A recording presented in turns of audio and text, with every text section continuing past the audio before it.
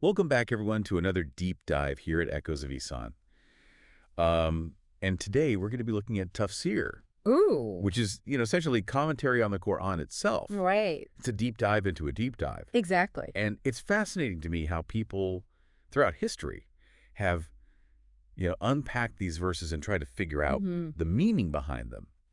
And we're using a really special guide for this, which is Sunan al Tirmidhi, Volume 5. Yeah. Which I think you're pretty familiar with. Very familiar with. So it's not just about the text itself, but the human stories, the debates, the different perspectives that kind of... Context. The context, yeah, exactly. Yeah. That have gone into shaping how we understand these verses today. You've hit the nail on the head. It's like we're peering over the shoulders of these scholars, centuries ago as they were having these lively debates, right, trying to tease out the nuances of these, really profound verses. And it's more than just a translation, right? Oh, absolutely. It's about the intent, the context, like how it's applicable. It is. It's taking those ancient words and making them come alive. Yeah. In our modern world. So it's not just for scholars tucked away in libraries, right? Why should someone listening right now care about what people centuries ago thought about these verses? Well, imagine you found, like, a letter from your great-great-grandmother, right? Okay. Full of wisdom and advice. Wouldn't you want to understand what their life was like, what the world was like back then, so that you could really understand the meaning behind those words? For sure. That's what Tafsir is like.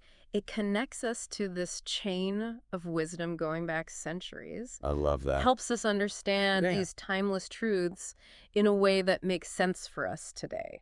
I love that analogy. Yeah. And speaking of chains of wisdom, I was struck by how much Sunan al Tirmidhi focuses on this concept of knowledge. Yeah. Like, there are chapters upon chapters dedicated to seeking it, sharing it, the responsibilities that come with it. It's a recurring theme, and it really shows you how important knowledge is in Islam. Yeah. Hadith 2650 really struck me. It tells the story of these scholars traveling for miles and miles. Sometimes through really dangerous conditions, just to learn something new. Yeah, wow. And then once they had that knowledge, they felt this obligation to share it, to spread it for the benefit of others. That's a good point. It makes you think about how we treat information today, right? Yeah, right. I mean, we're bombarded with information constantly. Absolutely. But are we really being thoughtful about what we're consuming? Right. Are we sharing it responsibly? Yeah.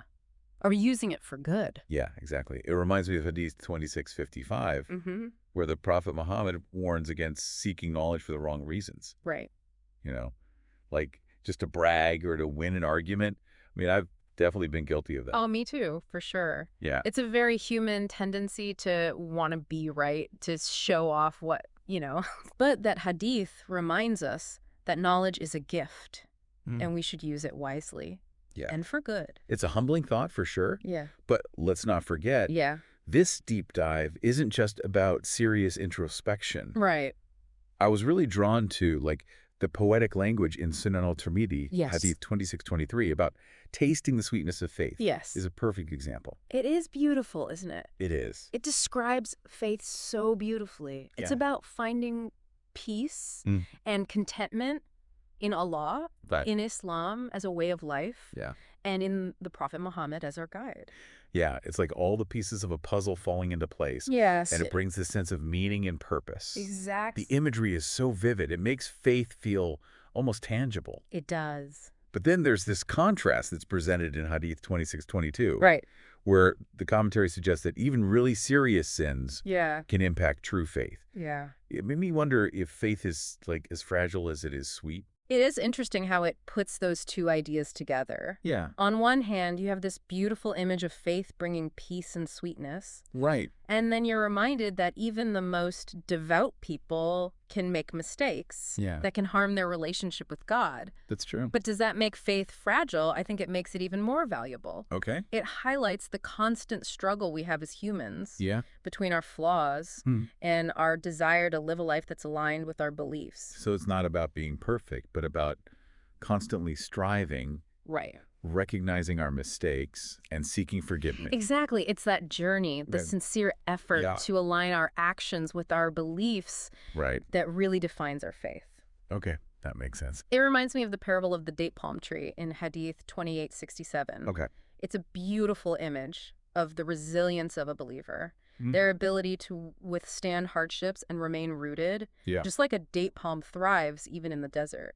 So even when things are tough, our faith can still grow and bear fruit, right? Absolutely. Okay. It's a beautiful analogy that speaks to the enduring nature of faith. Okay, I have to admit, I was a little surprised by how many chapters in Sunan al Tirmidhi are dedicated to manners, adab. Like, it's not just about prayer and rituals. It goes into detail about everything. Everything. From greetings to clothing to covering vessels at night. Right. Yeah. It might seem surprising at first. It did. But when you dig deeper, you realize that manners are deeply connected to the essence of Islam.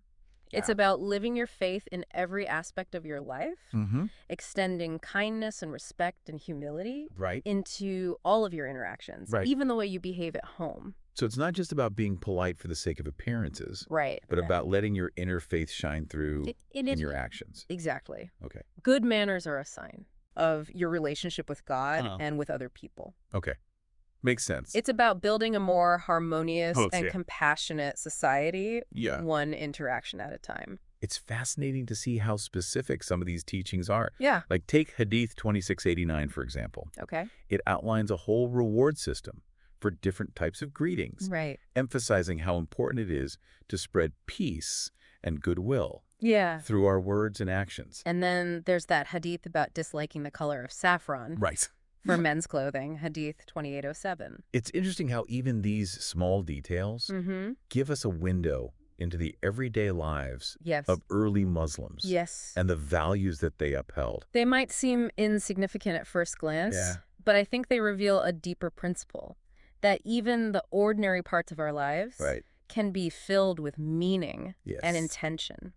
I like that. It's a reminder that our faith should guide our choices and shape how we interact with the world around us. So even the little things matter. Yes. That's really beautiful. It is. Yeah.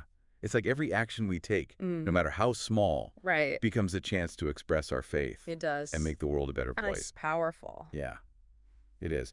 And that brings us to the heart of tafsir. Yeah. The interpretations. Yes. Those specific verses from the Qur'an. That's kind of like core. Yeah. This is where it gets really exciting. It does. I mean, we've laid the groundwork, right? We have. We've talked about knowledge, the strength and sweetness of faith, that surprising connection between manners and Islam. And now we're finally ready to dive into the verses themselves. I'm excited. Me too. But let's save that for part 2, shall we? Let's. We've covered so much already, and I know there's a lot more to come. There is. So we'll be back soon to explore even more of this incredible text. Absolutely. And until then, may your own deep dives into knowledge be filled with wonder and illumination. Thanks for joining us. Thank you. Welcome back to our exploration of tafsir. We're digging deep into Sunan al Tirmidhi, Volume 5. It's been a really rich conversation so far. It has. I mean, we've talked about the weight of knowledge, the beauty and resilience of faith, and those surprising connections between manners and Islam. Right. But I'm particularly excited to get into the interpretations of those specific Quranic verses. Yeah, me too.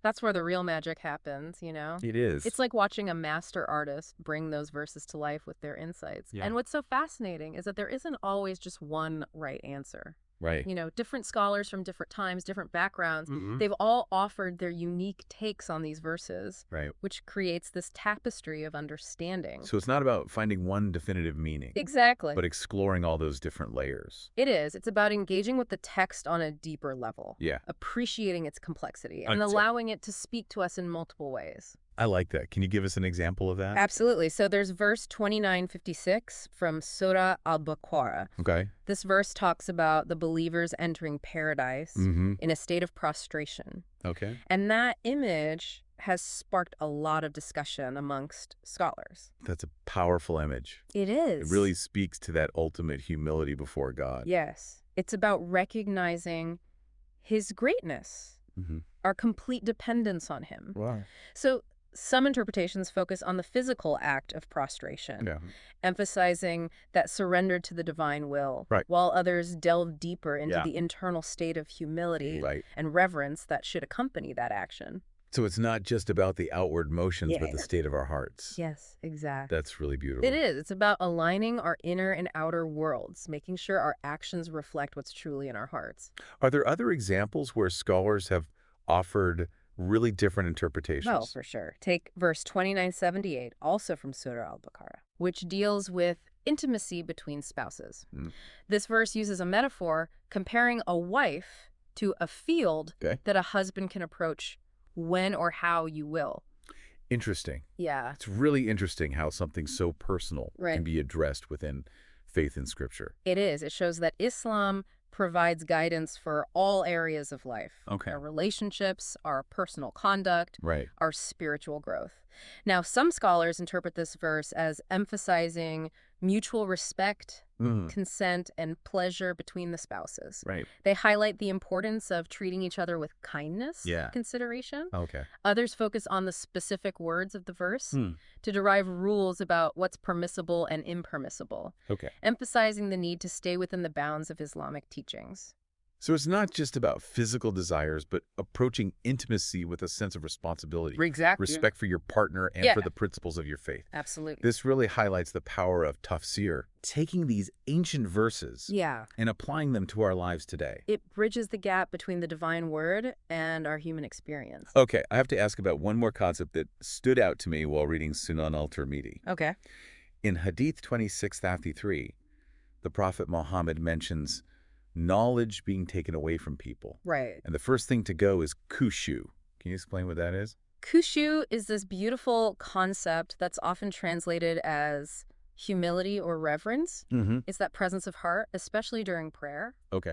So it's approaching prayer with a deep sense of awe, awareness, focusing your mind and heart on God. I know I get distracted during prayer sometimes. Oh, we all do. It's easy for our minds to wander. It is. That's where that hadith comes in. It suggests that as knowledge decreases, so does khushu. That's an interesting link. It is, isn't it? Yeah. Why would more knowledge potentially lead to less khushu? Some scholars believe that as knowledge becomes more easily available, it can lose that sense of sacredness. We can get caught up in just collecting information, knowing the what and the how, and we forget to cultivate that inner stillness, that reverence for the why, which connects us with God. So we're trading depth for breadth. We have access to more information than ever before, but are we truly absorbing it, allowing it to change us on a deeper level? That's a really good point. It highlights the importance of balancing that pursuit of knowledge with the cultivation of khushu. So it's not just about what you know, but how you internalize it. And let it shape your actions. It's a reminder that our inner state matters just as much as what we do. You can pray, you can have all the knowledge in the world, but without khushu, that connection with God is missing. I'm really glad we touched on this. Me too. It adds another layer to our understanding of tafsir. It's not just about intellectual analysis. It's about opening our hearts to the divine. Absolutely. And on that note, let's move on to another fascinating aspect of Sunan al Tirmidhi. I'm excited to see what else we can uncover, but maybe we should pause here and continue this exploration in part 3. Sounds like a plan. Join us next time as we delve deeper into Sunan al Tirmidhi, Volume 5. I can't wait. Welcome back to our deep dive. We've covered so much ground already, from the weight of knowledge to the beauty of faith and those fascinating connections between manners and Islam. It's been quite a journey through Sunan al Tirmidhi, Volume 5. Before we wrap up, any other gems you've discovered in this volume? Anything that surprised you? Oh, so many. But the parables, they really captivated me. Oh, parables. I love those. They might seem simple, but they're packed with such profound spiritual lessons. Yeah, they make complex ideas so relatable. Exactly. Like Hadith 2860. It's about a king who builds this magnificent palace, spares no expense, but he leaves one brick missing. One brick missing. That missing brick, it represents a single good deed. Oh, interesting. An act of kindness, a sincere prayer, a moment of true devotion. And the parable explains that this missing brick is what completes the person's faith. Wow. What secures their place in paradise.